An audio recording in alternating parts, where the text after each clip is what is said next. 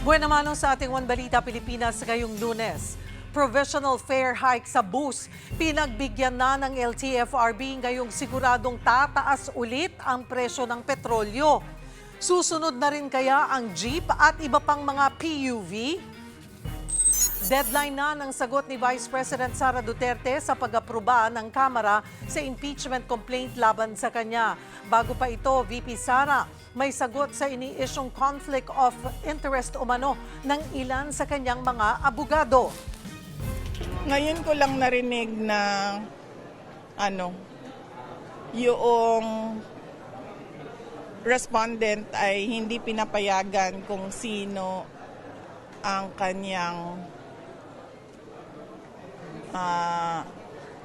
lawyers.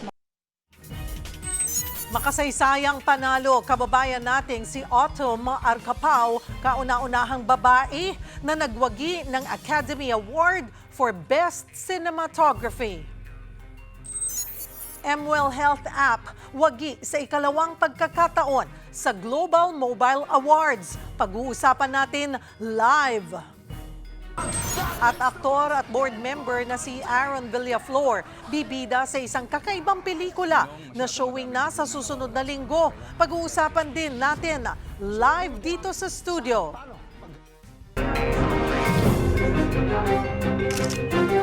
Magandang taghali, Luzon, Visayas at Mindanao. Thank you for joining us. Good afternoon sa mga nanonood sa guide. Ang buting utang, kumikita sa mga utang, pagkikita. Nagsana ang mga paluwas sa kanilang mga probinsya. Hola! One Balita, Pilipinas!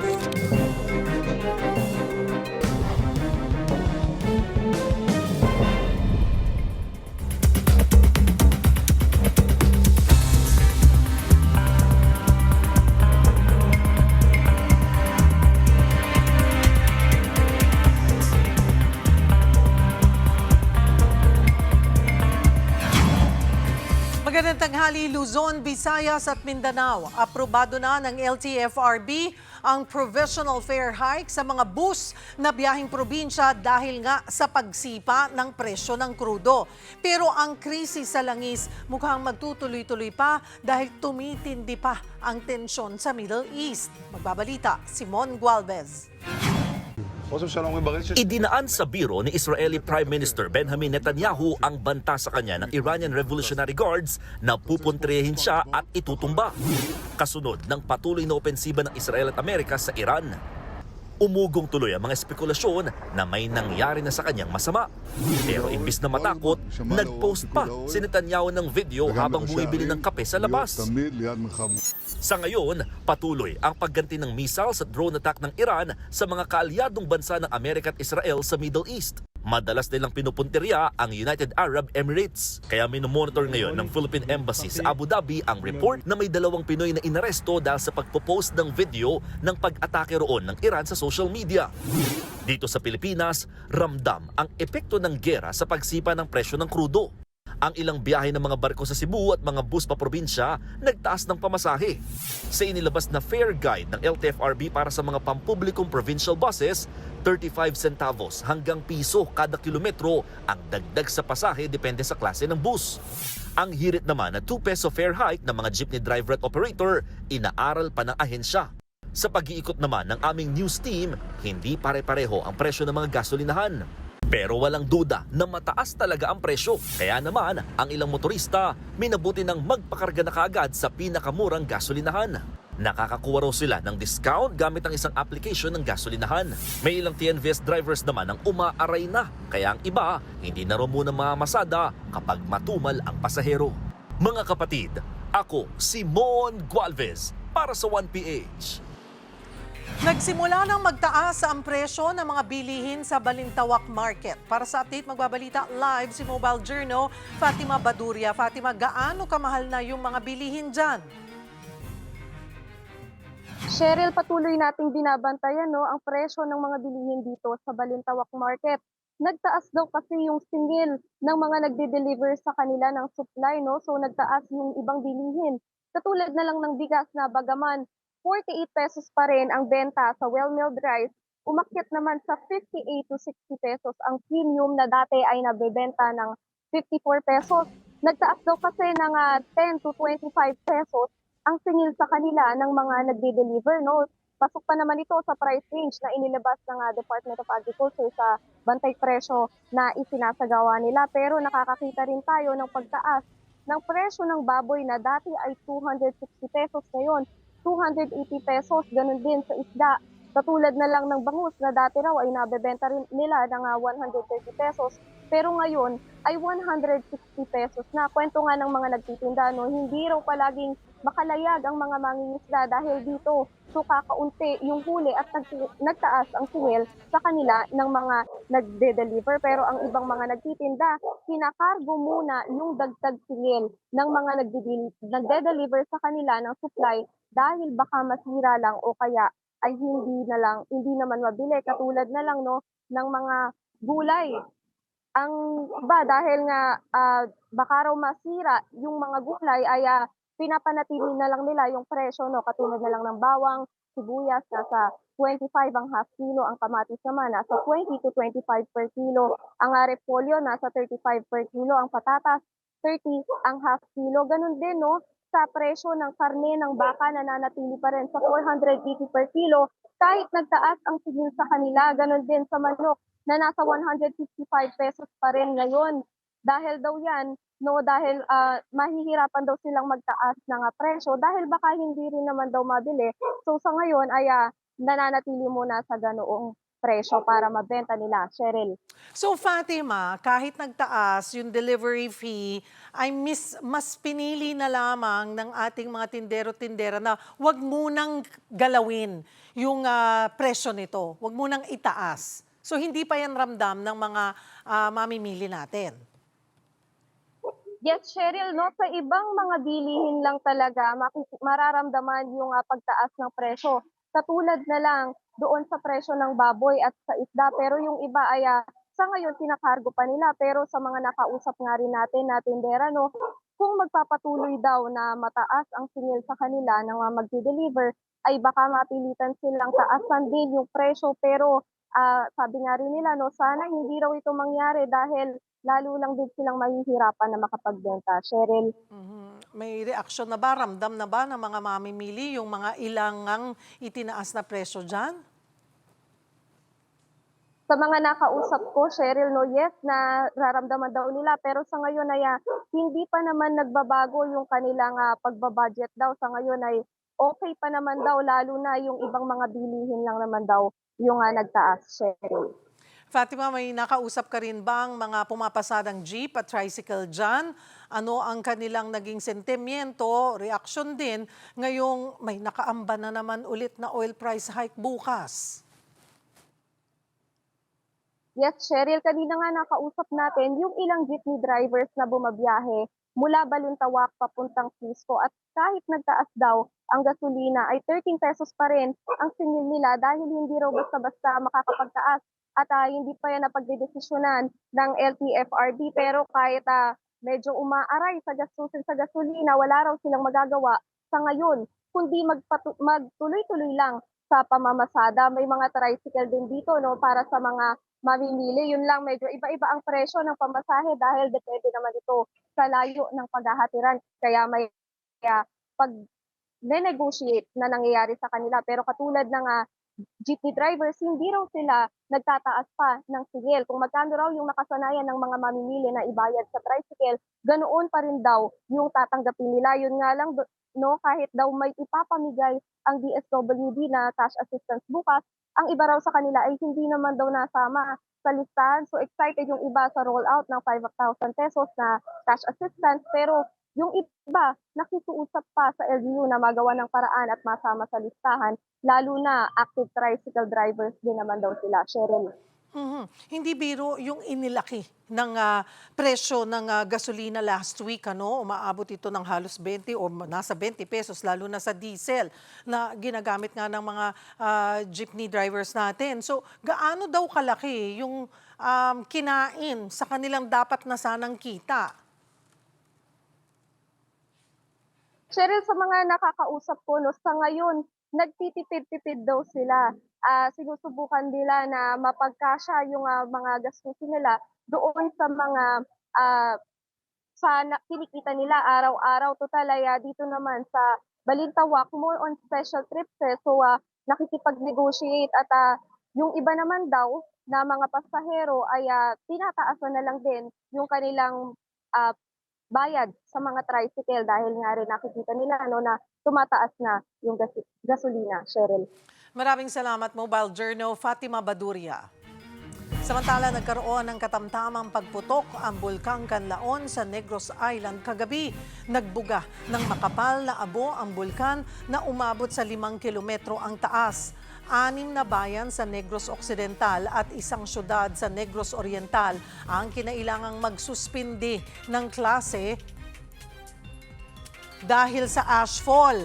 Ikatlong pagsabog na ito ng bulkan mula noong Pebrero, pero nananatili pa rin sa alert level 2 ang Canlaon. Sa Benguet naman, malamig na klima ang problema, nabalot ng frost o andap ang mga pananim ng gulay at strawberry sa mga bayan ng Atok at Kibungan. Halos mamuti rin ang lupa dahil sa yelo. Nitong Sabado, ay sumadsad sa 7.5 degrees Celsius ang temperatura sa La Trinidad, Benguet. Ito ang pinakamababang temperatura sa buong bansa ngayong panahon ng amihan. Sa iba pang balita, ipinroklama na bilang bagong Antipolo City 2nd District Representative ang anak ng mismong yumaong congressman na si Romeo Acop. Yan ay matapos ang special elections na isinagawa ng COMELEC nitong weekend. Para bigyan ng mukhang balita, Mobile Journal, Jazz Paredes. Special elections held on March 14, 2026. And ako, Philip Conrad Marrero, obtained a total of 60,051 votes, representing the highest number of votes legally cast in the district for the said office. On the basis of the foregoing, we hereby proclaim the above-mentioned candidate as the duly elected member of the House of Representatives for the 2nd Legislative District of the City of Antipolo, Rizal. Pasado alas 3 ng madaling araw, ipinroklama ang nagwaging panibagong kinatawan ng distrito na si Philip Conrad Acop o mas kilala bilang Dokbong, anak ng yumaang kongresista na si Romeo Acop. Ayon kay COMELEC Chairman George Erwin Garcia, ito ang unang beses na nagsagawa ng special elections nang hindi nangangailangan ng tawag mula sa Kongreso. Hindi naman natin ini-expect ang pagyako ng dating kongresista. Si COMELEC po ay sumunod lang sa kaso ng Hagedorn versus the House of Representatives na kung saan minandato kami ng kataas-tasang hukuman na hindi namin kakailanganin ng pagtawag ng Kongreso upang magpatawag ng special election. Matapos ang mahabang proseso ng bilangan ng boto, opisyal na nagtapos ang botohan ng alas 3 ng hapon ng March 14, 2026. Habang nagsimula naman ang initial convening ng District Board of Canvassers ng 2nd Legislative District ng Antipolo sa Inares Event Center bandang alas 6 ng gabi. Pinangunahan ang canvassing ng mga boto ni Attorney Joseph Vega, Election Officer ng Antipolo City. Ballot box number 4 with serial number of ballot box CE 95064315. Cluster number 315, sealed and in good condition. Katuwang din dito ang 5 sub-canvassing group na binubuo ng mga election officers mula sa probinsya ng Rizal. Mula alas 6 ng gabi ay nagpatuloy ang pagdating ng election returns mula sa 37 voting centers at 348 clustered precincts sa reception and custody group. Ngunit mas mababa sa inaasahang 60 hanggang 65% voter turnout ang kinilabasan ng eleksyon. Hindi na rin umasa si COMELEC Chairman na aabot ito sa 35%. Yung kayo prediction natin na 60 to 65% hindi talaga mararating yun. Bumaba na nga kami sa prediction ng mga hanggang 35%. Pero kung kahit yung 35% baka hindi pa rin marating. But hindi po yung indication na failure ng election natin, hindi po. Wala po yun. Maaaring yung interest ng mga kababayan natin o maaaring meron silang ibang kadahilanan. Ang kinalabasan, 84,637 out of 252,793 o 33.37% lamang ng kabuang bilang ng mga botante ang bumoto para sa special elections ng 2nd District ng Antipolo City. Ngunit sa kabila nito, nananatiling positibo at matagumpay ang sinagawang eleksyon sa kabila ng maikling panahon na niibigay sa COMELEC upang makapaghanda. Mga kapatid, Bobo Jorno Jasper po hatid ang muka ng balita. Muling nananawagan ng tulong ang mga magulang ng sanggol na una nating ibinalita dahil sa malaking bukol sa kanyang leeg. Ooperahan na kasi ang bata sa susunod na linggo. Para bigyan ng mukhang balita, Mobile Journal, Yeda Pascual. Naaalala niyo pa ba ang sanggol mula Tantangan, South Cotabato na ipinanganak na may bukol sa leeg? Nakatakda na po siyang operahan sa susunod na linggo. Ipinanganak na may cystic hygroma si Baby Caleb. Ito'y bukol na likido ang laman na tumutubo sa leeg o ulo. Is 7.6 cm na po yung sa loob na bukol ni Baby Caleb. Abot na po dito hanggang dito po sa likod yung bukol ni Baby po. Sa susunod na linggo nakatakdang operahan si Baby Caleb. Pero di maiwasan kabahan ng mag-asawang Angel at Jason dahil pinapirma sila ng waiver. Sa ngayon, tinatatagan na lang nila ang loob at nananalig na maging ligtas ang gagawing operasyon kay Baby Caleb. Sobrang sakit po, ma'am, kasi po wala po ako mapili, ma'am, kasi po kung hindi ko po papayagan na operahan si Baby is baka po magulat na lang po kami na hindi na po siya humihinga. Kaya po nagdesisyon na lang po talaga kami ng magpartner na kahit ano pong mangyari, ilalaban po namin si Baby Caleb, ma'am. Kahit sobrang sakit po at hirap. Binenta na ng mag-asawa sa halagang 60,000 pesos ang kanilang motorsiklo. Pandagdag daw sa gagastusin sa operasyon. Yun nga lang hindi pa rin pala ito sasapat dahil pinaghahanda sila ng 200,000 piso. Sana po matulungan niyo po yung baby ko na maoperahan po. Na, kailangan po talaga namin ng tulong kasi kulang pa po yung perang ipangbabayad sa doktor po. Sana matulungan niyo po kami para po mailaban po namin si Baby. Yun lang po, ma'am. Maraming salamat po. Mga kapatid, ako po si Mobile Journal Yeda Pascual. Hatid ang muka ng balita. Kasusweldo mo lang at gusto mo talaga mag-ipon. Fresh graduate ka, excited ka, motivated ka. Nako, ito na kapatid, ano ba talaga ang tamang financial goals para sa mga taong nag-uumpisa? Hi there, this is Shinkitan, your pambansang wealth coach. Nako, marami nagsasabi sa akin ay yung lalo ng mga baguhan. Gusto ko na mag-ipon, gusto ko na talagang yumaman. Pero ang tanong, bago ka mag-umpisa, alam mo ba kung ano dapat mong gawin? Alam nyo ba, sa pag-iipon, hindi pwedeng bahala na. Kapag walang goal, walang direksyon. Pag wala talagang direksyon, gulo, di ba? Actually, kailangan mo talaga mag-umpisa na meron kang tinatawag na specific target. Alam nyo ba yung SMART? Oo. Di po yung telco company. Ang tawag po niyan ay specific, measurable, achievable, readable, and time-bounded. Kaya kailangan po, number 1, kailangan specific. May goal ka. Magkano ang gusto mong ipunin? 1,000 ba sa isang buwan? 2,000? 5,000? Ang tawag po natin yan ay starter fund. Kaya kung beginner ka, huwag agad emergency fund ang gagawin mo. Starter fund, start small. Di ba ang kagandahan? Kasi pag nakaipon ka na ng 1,000 pesos, sabihin, ay, kaya ko pala. And then next month, hindi na 1,000, magiging 2. And then, ay, kaya ko pala from 2, magiging 3. From 3, magiging 4. Pataas ng pataas siya.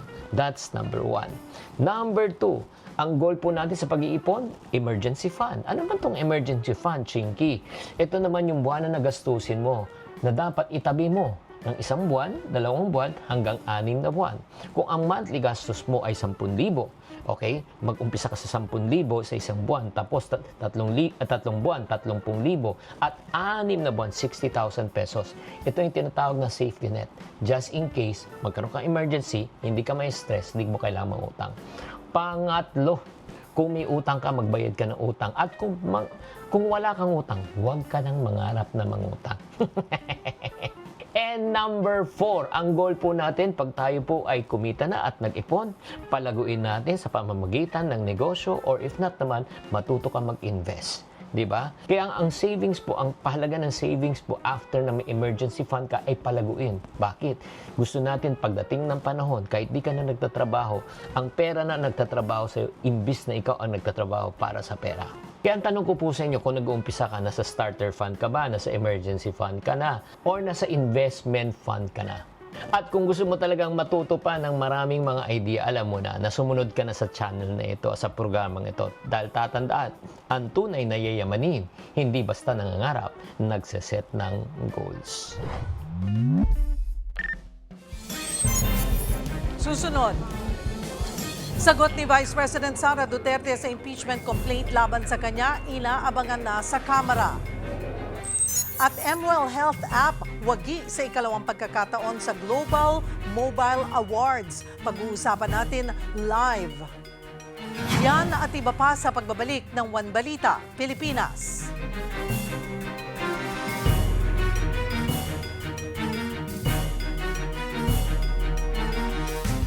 Magkakasa ng transport strike ang grupong Piston sa Huwebes, March 19. Kanina, nagbigay na sila ng patikim na protesta sa Welcome Rotonda sa Quezon City. Sabi ng leader ng Piston na si Ka Modi Floranda, sakali kasing pumalo na sa mahigit 100 piso ang kada litro ng diesel, aabot na sa 3,600 pesos ang inaasahang gastos nila dyan, lalo't 30 liters ang kinakailangan nilang ikarga. Kaya hindi raw talaga sasapat ang 5,000 pesos na ayuda mula sa pamahalaan na sisimulang ipamahagi bukas sa mga tricycle drivers.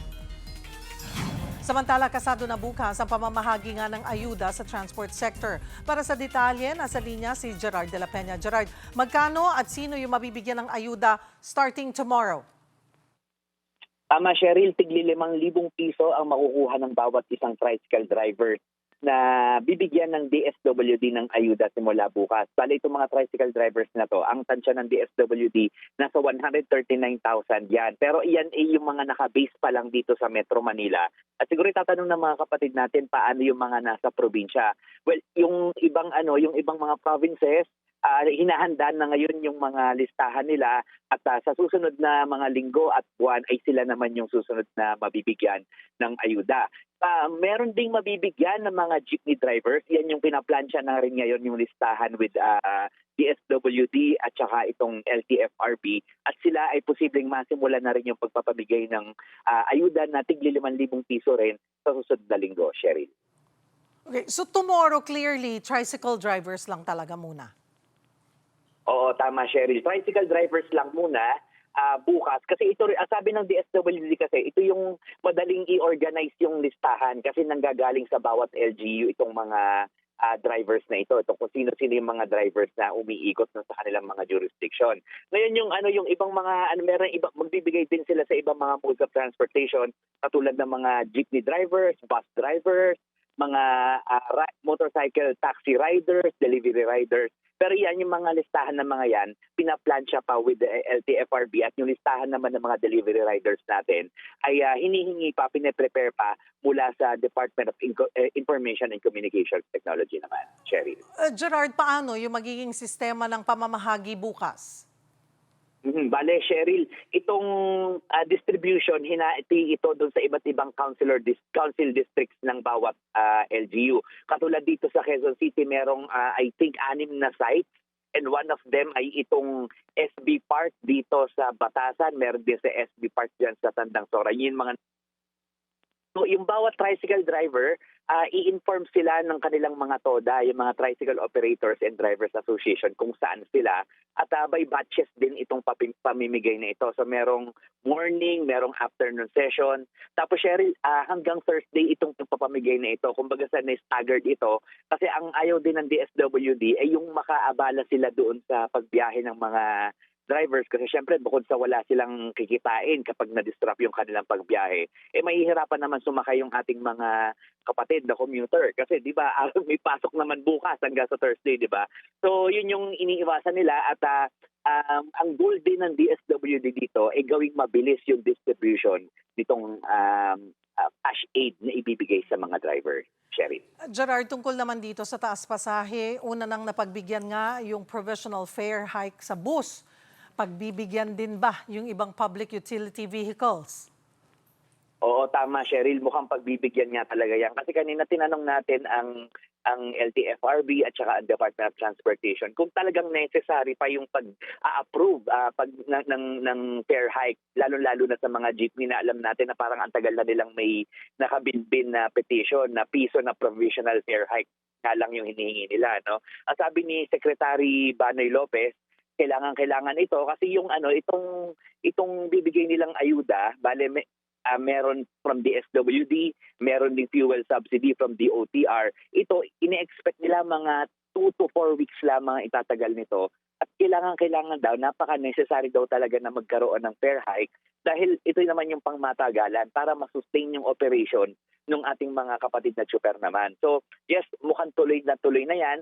Bukas mag-a-announce daw sila ng approved fare hike para sa mga modern PUVs naman. Sa ngayon, pinaplansya pa lang nila kung magkano talaga yung igagrant na increase para sa mga ito. At bukas ay magkakaroon na nga ng announcement tukol dito. Cheryl. Ano rin yung reaksyon ng mga otoridad sa napipintong transport strike sa March 19? Cheryl, kanina sinabi ni LTFRB Chairman Attorney Vigor Mendoza II na karapatan naman ito ng mga kapatid nating mga nasa hanay ng transportasyon na magpahayag ng kanilang mga damdamin. Lalo na bukas magkakaroon na naman ng malakihang dagdag presyo sa petrolyo. So karapatan nilang magpahayag ng kanilang damdamin pero parang nagbigay din ng assurance itong si Attorney Mendoza na ang pamahalaan ginagawa nila yung mga measures para hindi masyadong maramdaman ng mga nasa transport sector itong pagmahal ng presyo ng gasolina. At ang hiling lang nila sa mga nasa transport sector ay wag sanang manggugulo ng ibang modes of transportation at sana ay hindi rin maabala masyado yung mga commuter. Sherry. Maraming salamat, Gerard de la Peña. Wala pa ring pinal na tugon si Vice President Sara Duterte kung may balak nga ba siyang sagutin ang impeachment complaints na inihain sa kanya sa Kamara. Ngayong araw ang deadline para makapagkomento ang bise sa dalawang reklamo na idineklarang sufficient in form and substance ng House Justice Committee. Bago ito, may mensahe si VP Sara sa mga taga-Kamara. Kuan ka ng hapit namang Monday, no? Mawato na to kung mag-file ko, dili. Antay na. Oo, antay na lang sila na mga tiga-House of Representatives. Kahit naman may kinakaharap na impeachment, tuloy ang pagtakbo ng bise sa pagkapangulo sa 2028. 4 na personalidad na raw ang lumapit kay VP Sara para mapabilang sa kanyang senatorial slate.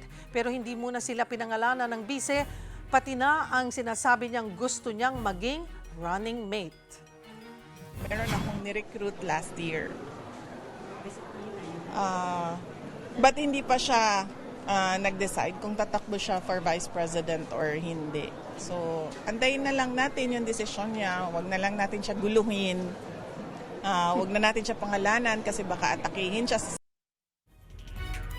Matibay na ebidensya, yan ang hinihingi ng mga kongresistang bahagi ng National Unity Party o NUP sa House Committee on Justice patungkol sa impeachment complaint laban kay Vice President Sara Duterte.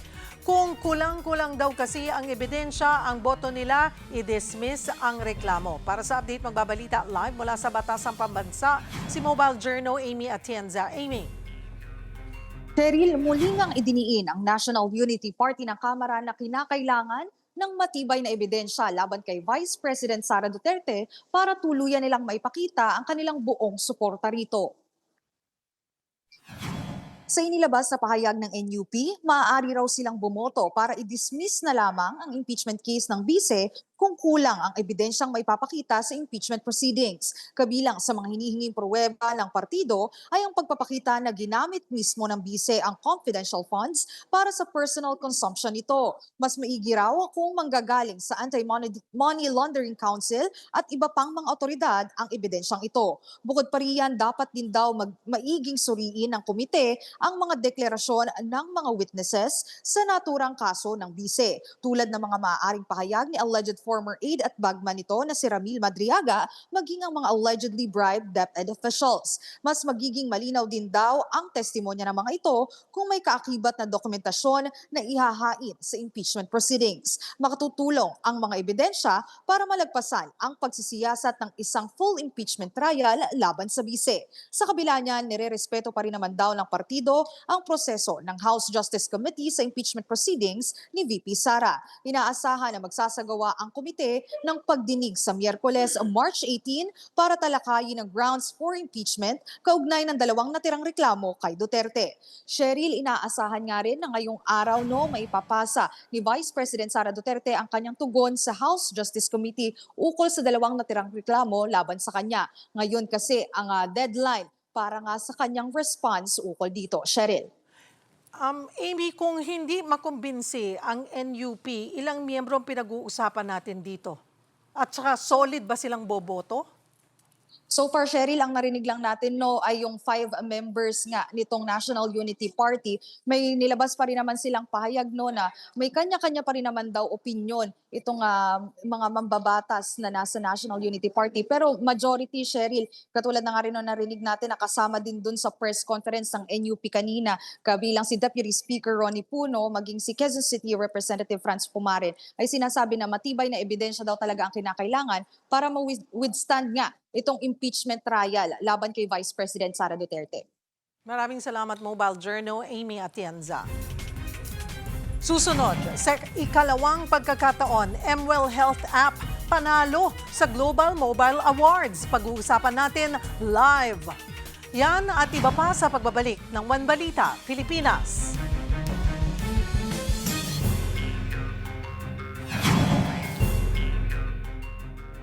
Sa usaping pangkalusugan, nagwagi ang MWell app, ang Health and Wellness Mega App ng Metro Pacific Health Tech ng prestihiyosong Global Mobile Awards o GLOMO Awards para po sa healthcare innovation.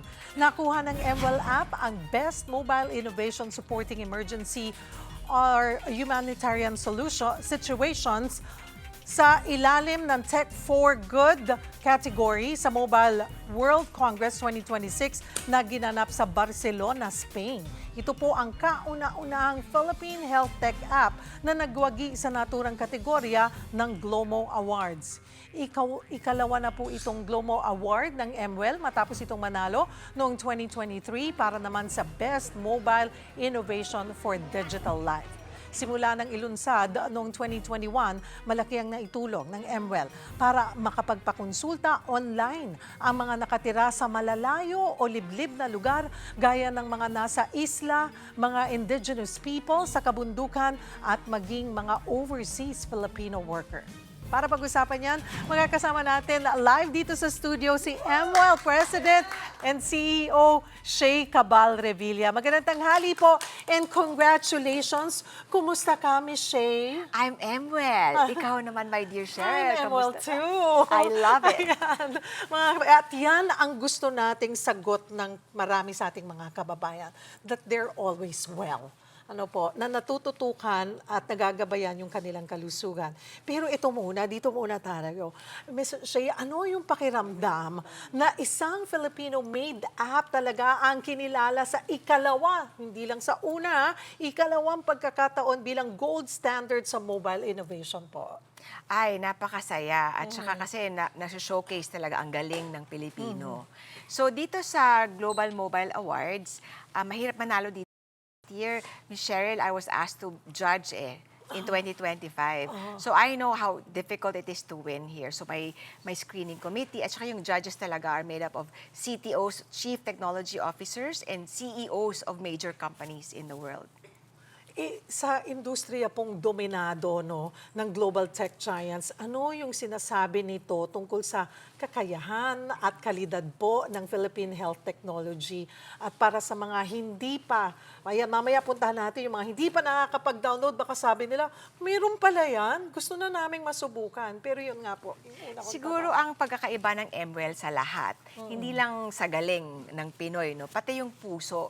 Kasi what we've done here is to make it a point na na lahat ng Pinoy pwedeng i-reach talaga. So we have this MWell on the go, which is a clinic in a bag Clinic in that a has bag. all of the mga Kompleto yan. medical gadgets, no? So pang Baka isipin nyo, mag-aang lang to. Ito, okay, simulan natin dito. So Ito this one is for off-grid. Pagka walang kuryente, so this is the battery pack, which gets the energy from the solar panels. The Kompleto foldable yan, syempre. solar Hindi na kayo panels. mamumroblema, Yes. mga kapatid. Okay. Correct. Alright. Tapos pag walang connectivity, syempre, meron tayong sinali na Wi-Fi, prepaid Wi-Fi ng Smart, at saka merong tablets din, at saka cellphone. So talaga, sa isang health center, kompleto na lahat. Isang clinic talaga siya na nasa isang backpack. Correct. Ganon siya. Tapos, we have the ability to be able to consult with mga specialists and doctors within the MWell platform. We have 3,700 doctors in the platform, available 24/7. Meron pang pangkuha ng BP. BP, Okay, temperature, oxygen, oo. andyan. Tsaka marami pa. Oximeter, kompleto, mga basic, very basic. Very basic. Na walang kakayahan, lalo na yung mga, yun nga, yung mga nasa isla, magkaramihan dyan. Pag sa isla, kailangan pa nilang talagang tumawid sa mainland para lang, at least man lang malaman nila yung basic na nangyayari sa katawan nila. Doon sa mga interesado na, Ms. Shea, paano ba i-download ang MWell app? Ano yung makikita dito? At gaano ito, I'm sure pinadali nating gamitin para sa mga tito, tita, Lolo, lola. Oo. So when we designed this, talagang we designed it to be very intuitive at saka mabilis at madaling gamitin na hindi na yung mga bata, pag may emergency or matatanda, hindi na kailangan magpatulong pa ng kahit kanino. So they're able to navigate it really intuitively and easily. So kailangan lang po mag-download kayo ng MWell app natin. Kung wala naman kayong MWell app, pwede kayong pumunta sa any sari-sari store kasi Smart has already given mga smart units sa mga sari-sari store. So kung kailangan nyo magkonsulta at makapag-usap ng doktor na wala kayong smartphone, pwede kayong pumunta sa sari-sari store. Pero paano siya, simple lang, hanapin lang namin yung MWell app. Yes, download the Tapos MWell just app. download. Tapos yun, pag nag-register ka, you can already talk to a doctor anytime. Ang kagandahan pa niyan, Ms. Cheryl, is you're also able to get your own personal health records. So kunyari, ako yung pasyente, yung e-prescription ko, yung medical certificate ko, nandoon na. Kasi ngayon, sa papel, di ba, pag nasa klinika. Yes. So yun, so you have it in your phone already, in your files, in your folder. Tapos then, for convenience din, kasi hindi ka na pupunta at pipila sa mga clinic kasi kung hindi naman siya critical, you can already talk to a doctor anytime. Again, 24/7. And it also addresses kasi the limited number of doctors that we have. Kasi ang World Health Organization nag-require ng 1 doctor for every 1,000 population. Sa urban areas, Ms. Cheryl, we have 1 doctor for every 33,000 Filipinos.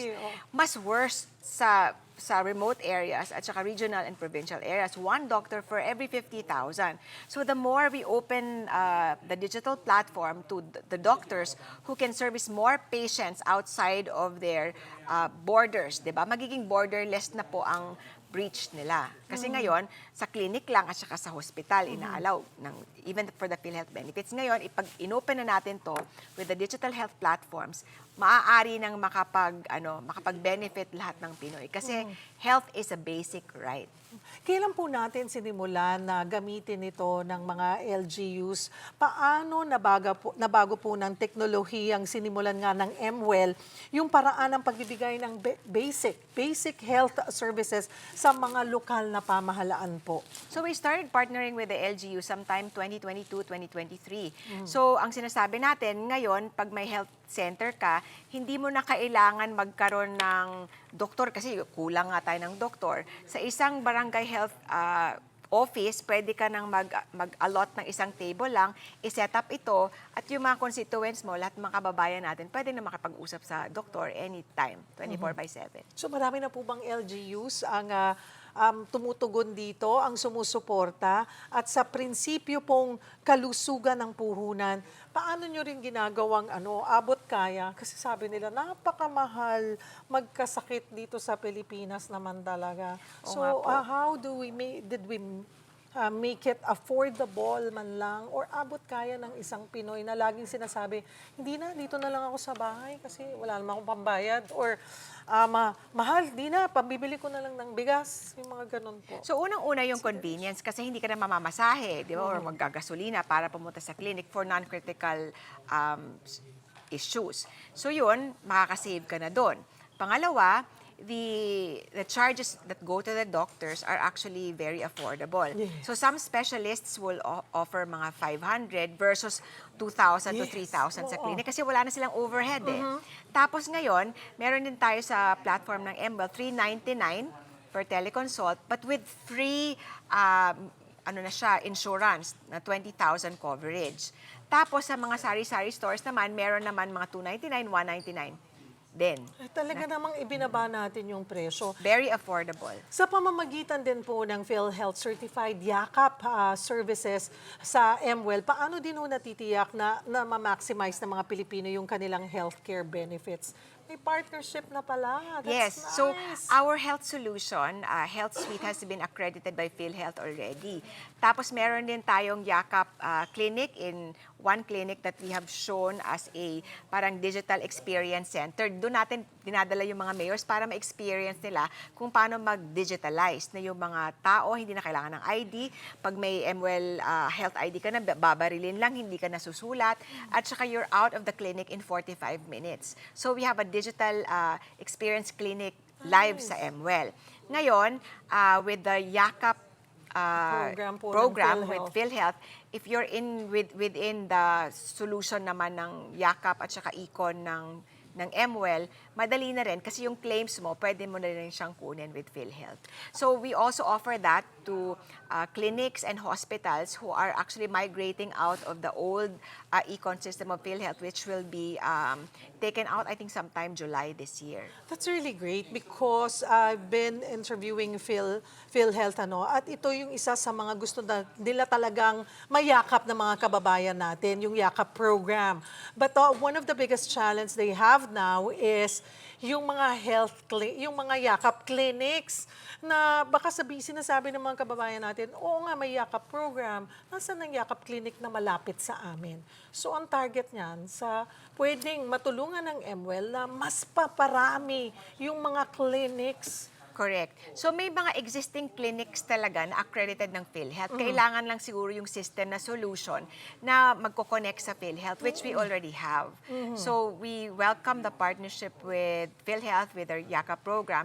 What we need to do is to be able to reach the clinics nationwide na on-board sila sa platform para mas madaling nilang ma-service ang mga kababayan natin at makuha yung claim, ma-claim sa PhilHealth. Kasi hindi naman pwedeng nationwide, tas 3,000 lang yung access mo na clinics.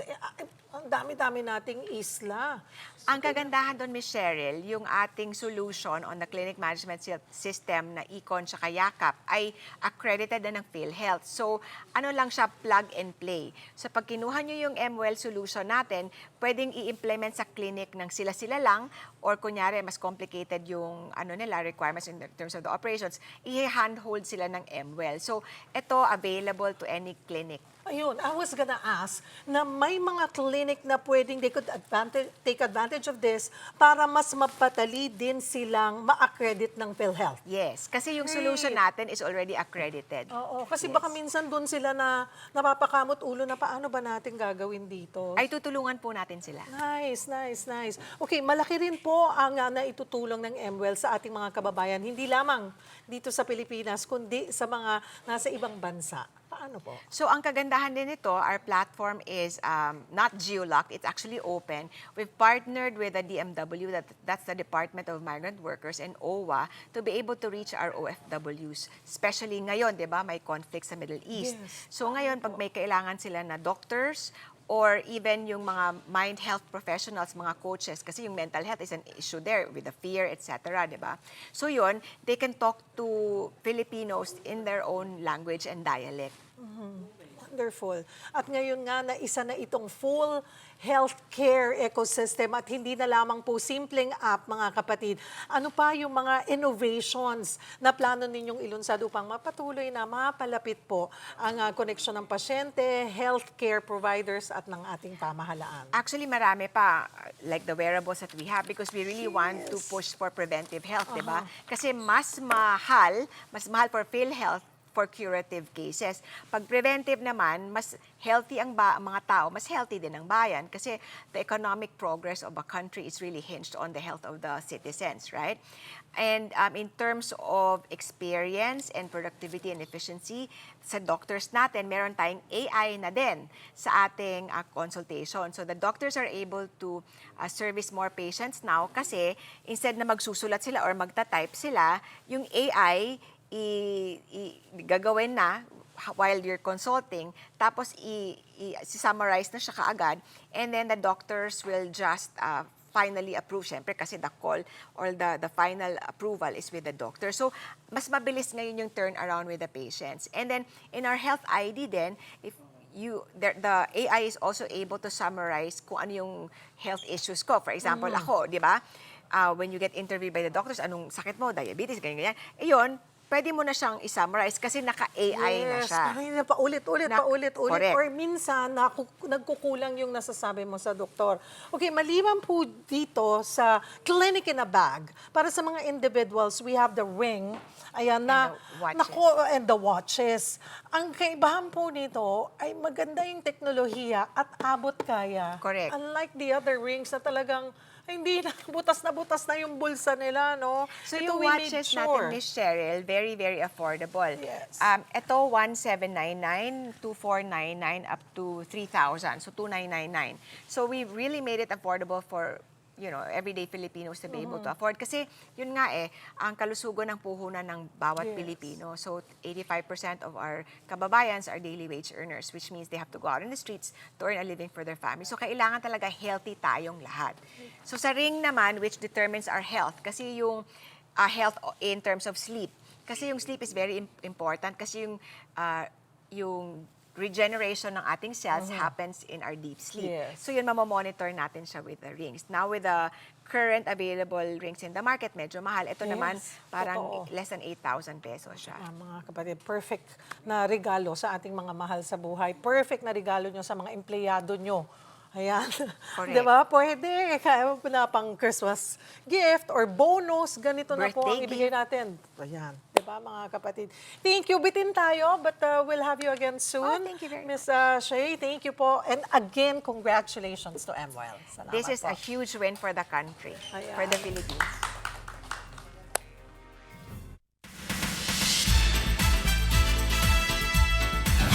Hola mga kapatid, labanan ng anak at amang mafia boss. Diyan iikot ang kwento ng upcoming film na Pater Noster at mag-uusapan natin yan kasama ang bida ng pelikula na si Aaron Villaflor. Aaron, great to have you. Thank you for having me. Oh, thank you for guesting. Kamusta ka? Kamustahin muna kita. Kamusta? Hindi na ako sanay sa studio. Oo. I'm good. I'm very, very much okay now. That's good. And at least you said your piece already after your recent challenges, syempre. Yes, I already released my statement regarding with the issue, so I'm okay. But you have a stand, syempre, for men and actors like you. Yes, What do you want to say? Well, it turns out na it's not only women become victims. Men can be victims also. So, for me, it's not only for me, but also for the people who may be victimized by this syndicate, no? So, this must stop. Kailangan na talagang mahinto itong mga bagay nito, itong sindikato na to. And they sell it. Yun yung masama doon. And again, on a legal way naman, unauthorized recording or distributing private videos is a clear violation under Republic Act 9995. No? Which criminalize photo and videos. So, kailangan matigil na to. And Aaron, buti nga, no? Parang life goes on. Diba? What Yes, does it say? oo. Kumbaga, nandito ka, you're promoting your new film, Pater Noster. Yes. And saan ka kumuha na lakas sa loob ngayon? Sa family ko. That's nice. Tsaka sa kanya. Well, alam mo yun, maraming mga pagsubok ang darating talaga sa buhay. But then again, it's how we react on it. So now, I have a lot of work to do in my province as a board member. And I'm grateful and I'm happy na these people are very supportive until now, despite of the issue. No? So, I don't wanna release or I don't wanna destroy the trust that these Tarlakeños gave me. Because you're a board member there Yes, as ma'am. well. So meron ka pa talagang, imagine mo, no, job na kinakarap ko sa pagiging aktor. Oo. But of course, let's talk about Paternoster, which Yes. also talks about recent issues. What do you play here? Anak ka ng mafia boss? Yes, actually, it simply illustrates people in power controls others. So, napapanahon ngayon, dahil marami sa mga leaders natin ngayon is talagang abuse of power in all aspects. So now, in this movie, makikita nyo yung conflicts with the character of Peter and the character of Tito Archie Adamos, which is my father. So, to cut the long story short, parang he wants me to continue his legacy. But then again, for Peter's character, he doesn't want that life, and he wants to create a different life or opposite to his father, which is having a healthy family, make your own profit from businesses that he have, diba?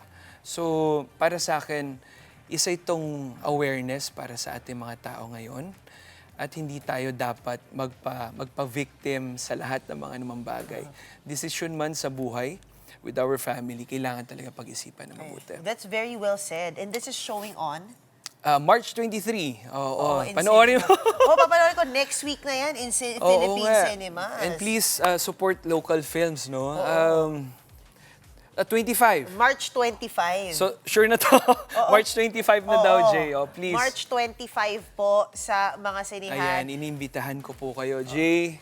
Inimbitahan ko yung mga kababayan natin, mga kapatid natin na panoorin ang pelikulang Pilipino, ang Paternoster. Oo. And of course, message mo lang syempre sa lahat ng ng mga tao na posibleng nakaranas sila ng naranasan mo. Well, huwag kayong matakot. I mean, I know my rights as individual.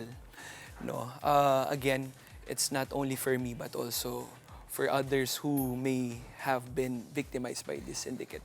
So this must stop. Tama na, tigil na. And let's move on. Let's work. Ayan. Let's work. Nandito ka Let's na work. to promote your Okay. film March 25. Okay, March 25. March 25 po Paternoster. para sa mga hindi pa nakakaalam sa pelikula namin. Alright. March 25 po, Paternoster. Ayan. Yun po yung panoorin nyo. Oo.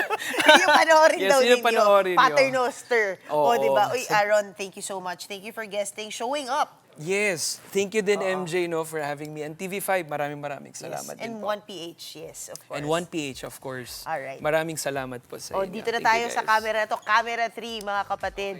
Yan muna ang latest sa showbiz. Balik sa'yo, Cheryl. Thank you, MJ. Abiso po sa mga motorista, pahabol, kukumpirma na o kinukumpirma na po ng Department of Energy ang panibagong big-time oil price hike. Simula po yan bukas, March 17. At sa pagtataya po ng DOE, papalo mula 12 pesos 90 centavos hanggang 16 pesos 60 centavos ang dagdag sa presyo ng gasolina kada litro.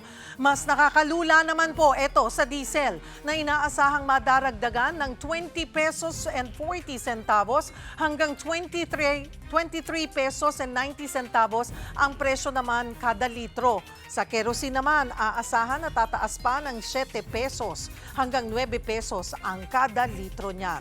Starting po yan tomorrow. At yan po ang mga bumabanderang balita at public service sa inyong tunay na kasalo sa tanghali. Hanggang bukas dito sa Balita Magpapabusog sa inyong kaalaman. Ako po si Cheryl Cosim. Kami ang inyong kapatid sa public service. 1PH, teleserbisyo para sa Pilipino.